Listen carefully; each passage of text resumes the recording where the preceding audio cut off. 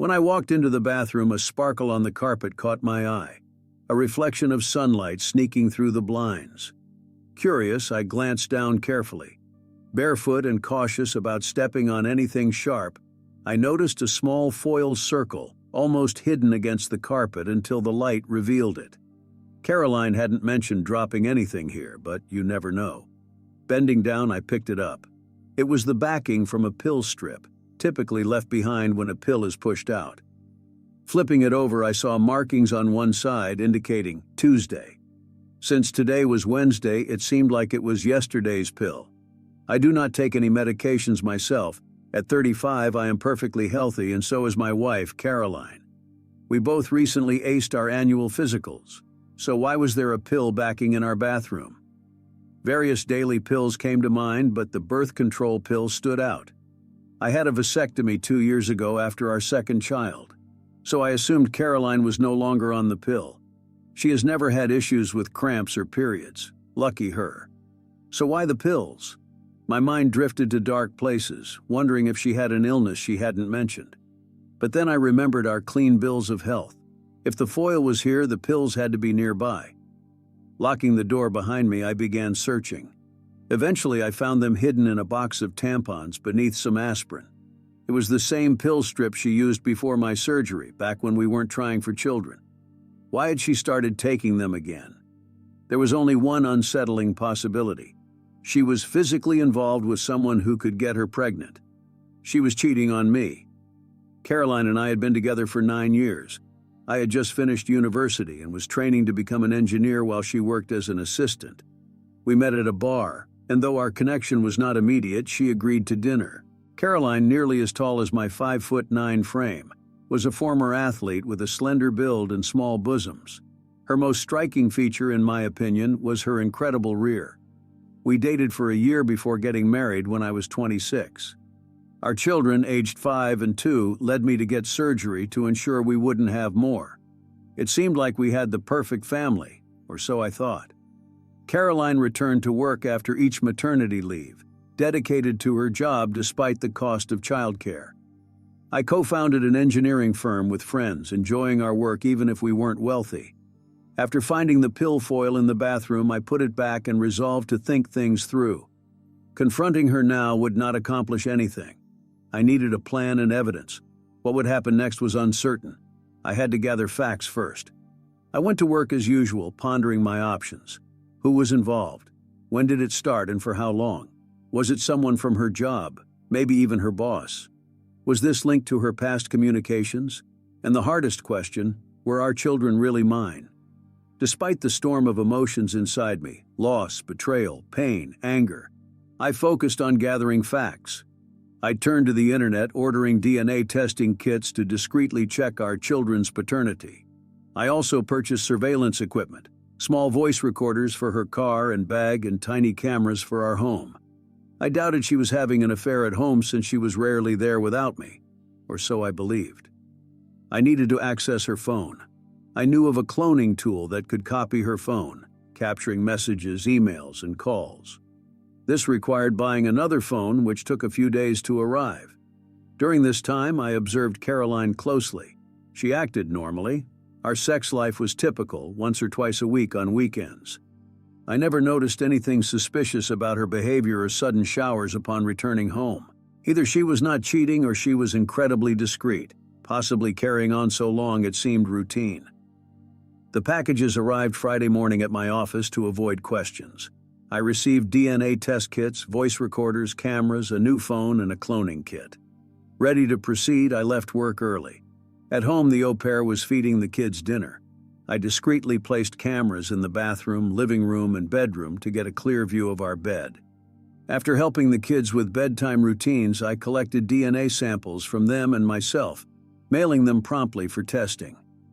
Caroline arrived home on schedule, and we went through our usual routine, exchanging updates on our days without really listening. After dinner, she showered, giving me the chance to install voice recorders in her car and bag and clone her phone. I checked the clone for incriminating messages or emails but found none. Either she was cautious or she had not cheated. I could not decide. The weekend passed routinely with our usual morning intimacy before the children woke up. After spending an uninterrupted weekend together, it seemed likely Caroline had taken the pills, as evidenced by the missing days on the strip. On Monday, I informed her I'd be working from home. As she headed to the office, it gave me the chance to retrieve the flash drives from all the cameras and review the footage. The bathroom footage confirmed she had taken the pills. However, the bedroom camera revealed a surprise. On Saturday evening, while I cooked dinner, she showered in our bedroom and texted on a second phone that wasn't in her bag. She discreetly hid it in the ventilation duct. Despite my thorough check, it was mysteriously absent upon reinspection, suggesting she took it with her when she left. Accessing that phone became crucial, the first solid evidence of her suspicious behavior. Reviewing the morning footage, I watched as she retrieved the phone from the vent and carefully placed it in her bag before leaving for work. That evening, after she returned and showered, her bag was noticeably phone-free. I suspected she had concealed it in the vent. Quietly slipping into our bedroom, I retrieved the phone, cloned it, and returned it, narrowly avoiding detection when she emerged from the shower and found me near our bed, gently stroking her hair. "Did something happen?" she asked softly. I shook my head. "Sometimes I just like to sit with one of them," I whispered, "to remind myself how fortunate I am to have such wonderful children." She smiled. "You're a sentimental old man," she teased. "Let's go before you wake them." The next day, I finally gathered the courage to examine the cloned phone. That's when my world shattered. Tears streamed down my face as I sat in my office chair, ignoring the intercom buzz. Eventually, my secretary, Michelle, lightly knocked and entered. Always professional and conservatively dressed, Michelle appeared older than her years with her slim frame, red hair, and piercing green eyes. Our relationship had always been strictly professional, and I'd never given her reason to think otherwise. She had confided in me about another partner's persistent mistreatment, threatening legal action. She stayed because I treated her with respect. Incensed, he demanded her dismissal, giving us an ultimatum: her or him. I ended up with 60% ownership, losing a partner. Michelle briefly left to handle her earlier task, returning to my office and locking the door. She brought me napkins and quietly asked, "Tell me." I showed her the phone. The text between Caroline and an unnamed person revealed secret meetings and intimate details only a long-term lover would know. Details about Caroline that excluded me completely. It was as if I didn't exist in her private world. "Do you know who?" she asked. Maintaining professionalism, I shook my head. "How do you know?" she inquired. I recounted finding the pill backing on the bathroom floor and discovering the pills. The words flowed effortlessly throughout. She sat silently, holding my hand, a first for us. "You need more information," she said. "Well, have the children's DNA by Wednesday. Can you wait until then?" "I don't know," I replied. She nodded. "Our team in Portland needs you urgently," she said, booking a flight for me. "You'll return Thursday." "I can't focus on that right now," I said. "You tell Caroline," she said, taking my phone to send a message. Caroline quickly responded, confirming she understood and loved me. After handing back my phone, Michelle pulled out hers. "Lorraine," she said into it. "Michelle, yes, thank you. When are you free this afternoon?" "Great, see you then," she said briskly, directing me as she often did at work. It was almost a relief not to think, deferring decisions to someone else. When I emerged from the bathroom, she held my jacket. "Where are we going?" I asked. "You have an appointment with my friend," she replied. I followed along. Lorraine, Michelle's best friend and a seasoned divorce lawyer, was handling Michelle's own divorce, triggered by her discovery of her husband's infidelity. Michelle explained my situation to Lorraine while I watched in a daze. This wasn't supposed to be my life. Lorraine, experienced in such matters, focused on gathering all the details we had. "Gary!" she called out. It wasn't me, she was addressing someone else. I felt a sting on my cheek as Michelle slapped me. Shock jolted me awake. I saw surprise and amusement flicker in Lorraine's eyes before she turned serious. "Gary," she asked. I nodded. "Do you have a plan?" My engineer's mind snapped into action at her words. "Take them both down," I said. I expected a shocked reaction, but Michelle grinned. Okay, said Lorraine, I get it.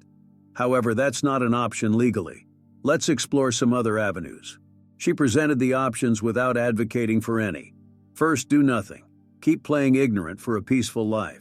Second, pursue an amicable divorce citing irreconcilable differences. Divide assets, pay child support. Third, go nuclear, sue for infidelity, contest paternity, and more. My thoughts raced. Option 1 was out. I couldn't sit idly by as a betrayed man. Option 2 didn't fit. I had invested too much in our life together. Option 3, I declared firmly. Nuclear weapons, huh? Lorraine smiled. Okay, I'll start the paperwork. You need to keep an eye on your wife and gather more evidence. Find out who, when, and where. We need hard evidence. Can I take this phone? You don't need it anymore, she said. I nodded and handed it over. Michelle and I walked out of Lorraine's office and she drove me to a small, family-run hotel. She booked a room for me and said, "Go take a shower and order something to eat. I'll be back later with the essentials." I moved like a robot. My world was falling apart and ordering food to my hotel room seemed surreal. It was the only way to cope with the stress. 9 years of marriage, shattered in an instant. How could I not notice all these signs? Was it her boss she was always talking about? She had always said she valued her job and independence. But wasn't that just an excuse to be around him? I looked at the minibar, feeling tempted, when Michelle walked in. "Don't even think about it," she warned me. "You need a clear head to plan. Drinking won't help." Plan? I asked bitterly. I had a plan. A loving wife, 2 wonderful children, and now this. I am a betrayed husband who doubts the paternity of his children. My life is a mess, and you want me to plan something? She looked at me for a moment, then checked her watch. "Okay," she said briskly. "Let's get to it. The pity party is over. Do you remember all those failures when we started our company? Plans were falling apart then, too." "What does that have to do with this?" I asked. "Think about it," she replied.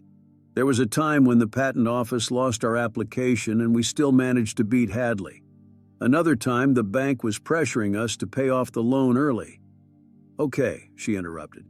"When did you ever sit down and give up in those days?" "Everything was different then," I answered. "Why?" she asked. "What was different?" "Back then I had something to fight for," I explained. "A family that counted on me." "You still have a family," she said. "An even bigger one. 141 people and their families are counting on you to get through this. None of your partners can keep the company afloat like you can. If she gets half, she can sell it to the highest bidder and Hadley gets everything.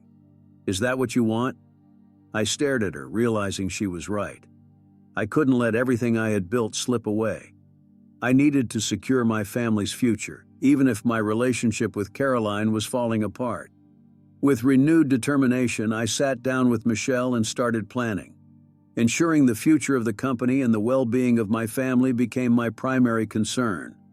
Confusion was replaced by clarity, and I felt determined. Michelle noticed the change in my behavior and nodded in approval. "That's exactly the kind of Gary I need right now," she said. "Someone who plans for the future." We spent the evening strategizing how to protect the company. I thought about selling my shares to my partners, but Michelle rejected the idea, fearing that if they took control, they would mismanage the company or break it up. To retain control, we decided to set up an offshore trust where I would sell the company at market value and remain as CEO with a nominal salary, protected from local jurisdiction. This move would have made me a paper millionaire once it was done. I was also planning to liquidate my 401k retirement account and use the equity. The house, bought solely in my name when Caroline was not working, needed to be reassessed. I made a list of tasks and contacted my lawyer, Brian Spencer, who handled the company's legal affairs, to make an appointment for the next day. After Michelle left, I fell into a deep sleep and woke up to a message from Caroline asking about my sudden departure. I told her I would be back on Thursday, but avoided saying anything affectionate. Michelle arrived early the next morning, and after I showered, we had breakfast at a nearby diner. Despite my confusion, I focused on practical steps forward. Michelle said Brian had some free time at 10 o'clock and suggested that I first stop by the bank to access my 401k and my home before meeting with him. I understand the idea of consolidating my finances, I said. But won't there still be a record of my assets there? Can't the court force me to divide them with her? Only if you still have them, Michelle smiled. That's where Vegas comes in. Once you've collected your capital, spend a week there and let it go to waste before filing for divorce. That way in court you will look broke, up to your eyeballs in debt. Your house can be seized and your income will barely cover your living expenses. Unless, of course, the children are not yours. If so, put all of your 401k in a trust fund for their college education. Caroline doesn't touch it. I wasn't ready to see the results myself, so I handed the phone to Michelle. She carefully scrolled through the screen while I anxiously watched her expression for any hint. She looked up and said, "The results aren't in yet. According to the tracking, they should be available within 12 hours. Let's go. The bank should be open." Cashing out my 401k and releasing equity from the house went smoothly. I closed all our savings accounts, including the kids' college funds, and transferred everything to an account in my name. I left the joint account untouched, which had just under $10,000. During our briefing, our lawyer brought up an important point. "You forgot something," he said. "You have a marriage contract." A marriage contract? I was puzzled. I didn't realize that was part of the partnership agreement. When you joined, all partners were required to sign a prenup to protect the company in case of a divorce, he explained. It only covers company assets, not personal ones. As an employee, it can only claim your salary and 401k. "What I suggest," he continued, "is to invest the equity from your house back into the company. Buy out one of your partners. Robert seems interested in making money. You might need a loan from the company pension fund to cover the difference. Repayments will come from your reduced salary, minimizing your assessed assets. This way, the company remains protected. Your credit rating might suffer due to foreclosure and you'll lose half your remaining bank funds. But beyond that, she won't get anything. We can adjust your salary to potentially make hers higher, making her liable for child support." "How will I live?" I asked. "If my entire salary goes to loan payments, I'll still need to cover living expenses, including my 2 children, and possibly more." "Hold off on discussing the children," he advised. "Have you decided what to do if they aren't yours? Will you stay involved?"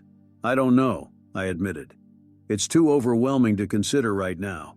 I need the facts before making such decisions."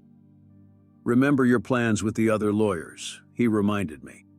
"The lawsuit against her company could bring in enough to pay off the loan and restore your full salary.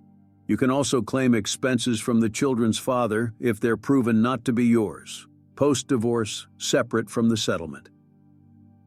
"Can you contact Robert about selling for me?" I requested. "I don't think I can handle that right now." He nodded. "I'll reach out and update you." As we left his office, a brief sense of relief washed over me. The plan started to come together, bringing a fleeting sense of satisfaction before the reality of the situation hit me again, leaving a void in my chest. We stopped at a diner for lunch. I finally dared to check my phone again, clicked on the email link and handed it to Michelle, watching her reaction closely. "I'm so sorry," she said softly, giving the phone back. "I read the results myself. Neither child was biologically mine, though they shared the same father. The shock of losing both children was overwhelmed by my rage at the betrayal. She had not only lied about their paternity, but also convinced me to have a vasectomy." Michelle's sharp voice pulled me back to the present. "Stay calm. Now's not the time. We'll get through this." I struggled to control my anger, taking deep breaths. I wanted to lash out, even considering revenge on the man who fathered the children I believed were mine. Michelle composed herself and led me out of the diner. "Lorraine called. She wants to see you," she said as we headed to Lorraine's office. Lorraine looked serious when we arrived. "I have a preliminary report from a private investigator," she said. "Carolyn had a visitor last night. A man stayed over at your house." "I have cameras at home," I said. "I'll swap the flash drives and we can review the footage." "Good," Lorraine nodded. "Do it now, then we'll strategize. This footage could be crucial." "The nanny is with our children at the play center," I mentioned. "I can't go back without raising suspicion. I'm supposed to be away on business." Lorraine checked her phone. "The nanny is busy. I'll keep watch and alert you if she leaves." We hurried to my house about 30 minutes away. I quickly swapped the flash drives, scanned the house, found nothing unusual, and returned to Lorraine's office. Reviewing the footage, I avoided the bedroom scenes. I couldn't bear to see more. But it confirmed my fears. Her boss, Bill Wright, entering the house with his own key. When one of the children greeted him as Papa Bill, I broke down in tears. The weight of the betrayal was unbearable. I couldn't bear to let Lorraine or Michelle witness my breakdown. For the first time, Michelle hugged me as I cried. After some time, I composed myself. "Would you like to rest?" Lorraine asked gently. I declined. The pain eased slightly, replaced by a building anger. "What's our next move?" I inquired. "I've obtained the employment terms from your wife's company," Lorraine explained. "There's an anti-fraternization clause that gives us grounds to sue for violation, especially since the person involved is a senior manager." We briefed my company lawyer based on her advice, prompting her to call him immediately. She received copies of the prenuptial agreement via email. "This changes everything," she said, reviewing the documents. "Your partner's plan is spot on. If he's willing to sell, we invest everything back into the company to shield it. We can sue her company for non-compliance, him for emotional distress, her for misrepresentation on the birth certificates, and both for child-related expenses." "It hinges on whether Robert wants to sell," I remarked. "We'll have to wait for his decision." Michelle drove me back to the hotel where I was staying. Just as I reached my room, there was a knock on the door. It was Michelle. "Let's go," she urged. "You shouldn't stay here alone." "Why not?" I asked. "Because you'll brood or hit the minibar," she replied firmly. "I need to keep an eye on you." Gathering my things, she led me out to her car. "Where are we headed?" I asked, feeling numb to my surroundings. "I have a spare room you can use," she said. I started to protest, but her gaze silenced me. I had never been to Michelle's home. Surprisingly, it was nearly as large as mine, though single story. She showed me to a room with a bathroom. "Take a shower and change," she instructed. "Dinner in 30 minutes." We ate quietly. The food seemed delicious, though I couldn't taste it. My mind raced with turbulent thoughts and emotions. I was furious yet numb, focused only on executing my plans. I was on autopilot, driven by purpose. After dinner, the phone rang. I flinched, hoping it wasn't Caroline. It wasn't. "Hello," I greeted languidly. "Robert," I said. "Why?" he asked simply. Robert and I had been friends since university, where we bonded over a project that laid the foundation for our business. "Caroline is cheating on me," I stated flatly. "All this time?" he exclaimed. "All this time," I confirmed. "And neither of the children are mine." There was a pause on the line. "So you want to tie all your assets back into the company and rely on the prenuptial agreement?" he queried, clearly understanding our partnership agreement better than I did. "I'll keep 5% and continue as a consulting engineer," he proposed. "I'll sort it out with HR, the rest is yours." "Okay," I agreed. "I'll have Brian prepare the paperwork." "Gary," he said after a moment, "I'm really sorry. It might not feel like it now, but it will get easier, I promise." Only then did I recall that he had gone through a divorce about 4 years ago. He had kept the details private, though we were close friends. I knew it hadn't been pleasant. He had used the marriage contract himself. The next morning, Michelle woke me with a cup of coffee. "Let's go," she said. "We still have a lot to do." First, we visited Brian Spencer, the company lawyer who had already prepared all the necessary documents for buying out Robert. The transaction was completed swiftly, in under 30 minutes. I liquidated everything, my home equity, savings, and 401k. I also secured a loan against the company pension plan for the remaining amount. On paper, I now owed nearly $1 million. My salary was nearly halved due to deductions. Next, we went to Lorraine's office. She reviewed the documents for the buyout and was pleased. "This is perfect," she remarked. "I'll draft the papers today and we can file them on Monday. Where do you want her to be served?" "Somewhere that will embarrass her the most," I replied.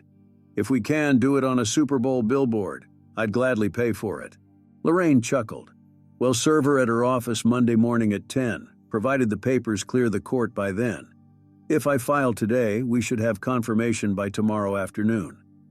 I nodded in agreement. So what's next? Michelle asked, taking charge.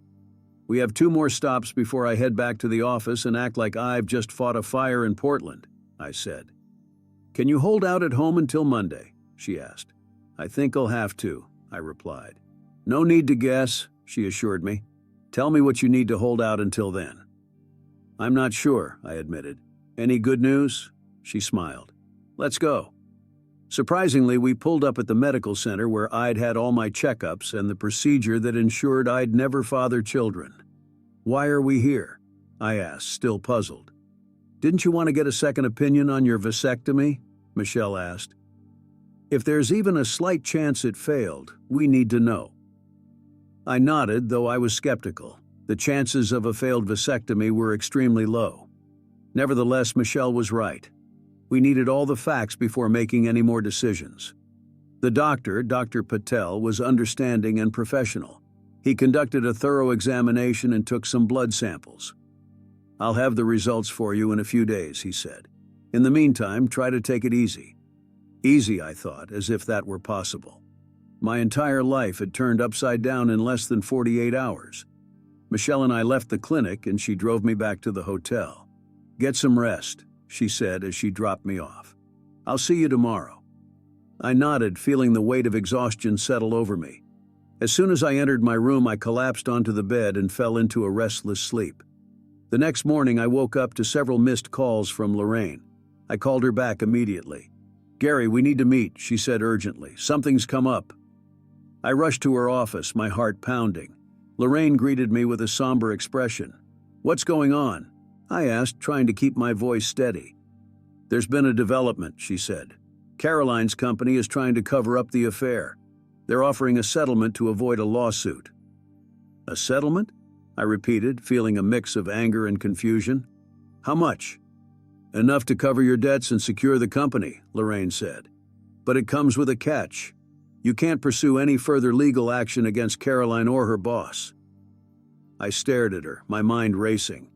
This was a tempting offer, but it felt like selling my soul. I need to think about it, I said finally. Of course, Lorraine replied. Take your time. As I left her office, my phone buzzed with a text from Robert. He wanted to meet. I headed to a nearby cafe where he was waiting for me. Hey, Gary, he greeted me warmly. I've been thinking about our conversation. Me too, I said, sitting down. I appreciate your support, Robert. Listen, he said, leaning in. I know this is tough, but you're not alone. We'll get through this together. His words were comforting, but I couldn't shake the feeling of impending doom. We discussed the buyout and our plans for the future, and Robert reassured me that everything would work out. As I walked back to the hotel, I received another call, this time from Dr. Patel. Gary, I have your results, he said. Your vasectomy was successful. There's no way you could have fathered those children. The finality of his words hit me like a ton of bricks. I thanked him and hung up, feeling the full weight of betrayal and anger settle over me once more. I needed to confront Caroline. I drove home, rehearsing what I would say. When I arrived, she was waiting for me, looking nervous. Gary, what's going on? She asked, her voice trembling. I know everything, I said coldly. The affairs, the children, the lies. Her face paled. I can explain, she began, but I cut her off. There is nothing to explain, I said. I've filed for divorce. I'm taking everything. Her eyes widened in shock. You can't do this, she said. Think of the children. The children who aren't mine? I said, my voice rising. I did think of them. I thought they were my family, my life.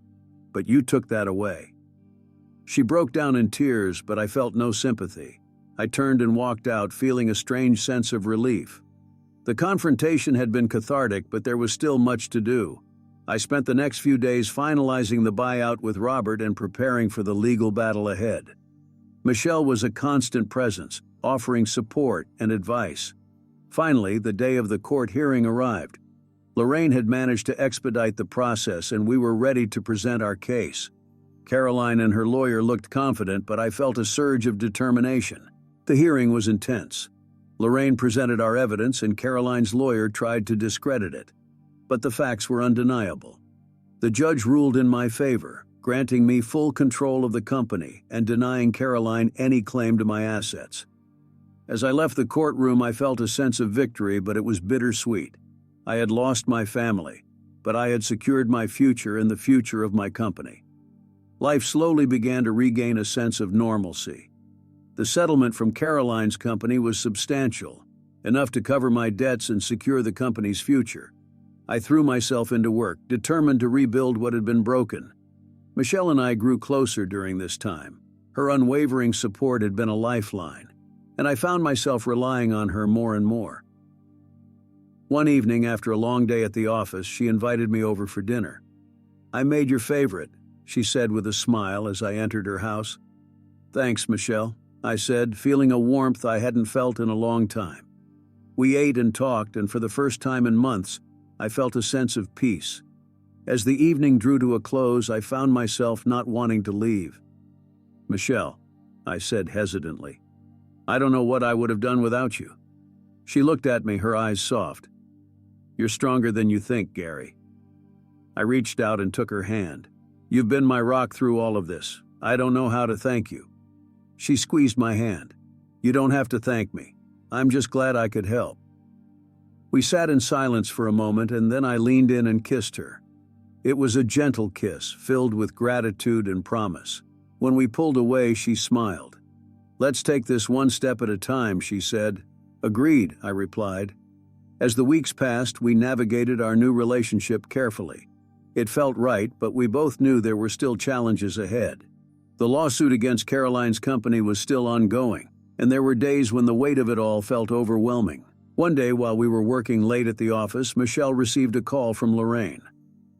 "Gary, you need to hear this," she said, putting the call on speaker.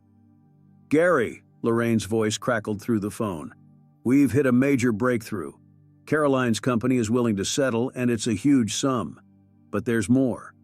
Bill Wright has been implicated in a major corporate scandal. He's facing criminal charges." I felt a surge of satisfaction. "What does this mean for us?" "It means we have leverage," Lorraine said. "We can negotiate a settlement that not only secures your financial future, but also ensures that Caroline and Bill face consequences for their actions." The settlement negotiations were intense, but in the end, we secured a deal that far exceeded my expectations. Caroline was fired and Bill Wright was arrested for his involvement in the scandal. It was a victory on all fronts. With the legal battles behind us, I could finally focus on the future. The company was thriving, and Michelle and I were stronger than ever. One evening, as we sat on the porch of her house, I took her hand. "I couldn't have done this without you," I said. "We did it together," she replied. As I looked out at the sunset, I felt a sense of peace and fulfillment. The past year had been the most challenging of my life, but it had also brought me closer to the people who mattered most. "What's next?" Michelle asked, her eyes sparkling with curiosity. "Anything we want," I said with a smile. "The future is ours." And for the first time in a long time, I truly believed it. The months following the settlement brought a sense of stability and hope. The company was flourishing, and my relationship with Michelle grew deeper every day. But life had one more twist in store for us. One evening, as Michelle and I were planning a weekend getaway, I received an unexpected phone call. "Gary," the voice on the other end said, "it's Dr. Patel. I need to see you in my office as soon as possible. It's urgent." A sense of dread washed over me. Michelle saw the worry in my eyes and squeezed my hand. "Let's go," she said, grabbing her keys. We drove to the clinic in silence, the tension palpable. Dr. Patel greeted us with a grave expression. "What's going on?" I asked, trying to keep my voice steady. "I reviewed your test results again," he said. "And there's something I need to discuss with you. It appears that your vasectomy was indeed successful, but there was an anomaly in your blood work that we initially overlooked." "An anomaly?" I echoed, feeling a knot tighten in my stomach. "Yes," Dr. Patel continued. "It appears you have a rare genetic marker that makes you a perfect match for a new experimental treatment for a condition known as MDS, or myelodysplastic syndrome. It's a serious condition, but this treatment could potentially save lives." I stared at him, trying to process the information. "What does this mean for me?" It means you have the opportunity to participate in a groundbreaking clinical trial, Dr. Patel explained. The trial is in its final phase, and early results have been promising. However, there are risks involved. I glanced at Michelle, who squeezed my hand reassuringly. What kind of risks? I asked. Side effects can vary, Dr. Patel said. Some patients have experienced mild symptoms, while others have had more severe reactions. But the potential benefits are significant. I took a deep breath, trying to weigh my options. This was an unexpected twist, and I wasn't sure how to proceed. Can I have some time to think about it? I asked. Of course, Dr. Patel said, take all the time you need. But please understand that the trial is time-sensitive. If you decide to participate, we would need to start the treatment soon. As Michelle and I left the clinic, I felt a whirlwind of emotions. This new development had thrown me for a loop, and I wasn't sure what to do next. Back at Michelle's house, we sat in the living room, the weight of the decision hanging heavily between us. What do you think? I asked, looking into her eyes. I think this is a big decision, she said softly. But I also think it could be an incredible opportunity. If this treatment can help you and potentially save others, it might be worth the risk. I nodded, appreciating her perspective. You're right, I said. I need to do some research and talk to a few more experts before making a decision. Over the next few days, I immersed myself in learning everything I could about the clinical trial and MDS. I spoke with other doctors and patients who had participated in the trial. Their stories were both inspiring and sobering, but I felt a growing sense of purpose. Finally, I made up my mind. I called Dr. Patel and told him I was ready to participate in the trial. Thank you, Gary, he said. We'll begin the preparations immediately. As the treatment started, I felt a mixture of hope and anxiety. The first few days were rough, with some side effects that left me feeling drained. But Michelle was by my side every step of the way, her unwavering support giving me strength. Weeks turned into months, and gradually, I began to feel a change. My energy levels improved and the initial side effects subsided. The doctors were cautiously optimistic, and I started to believe that this treatment might actually work. One evening, as Michelle and I sat on the porch watching the sun set, I felt a sense of peace and gratitude. You've been amazing, I said, looking at her with admiration. I couldn't have done this without you.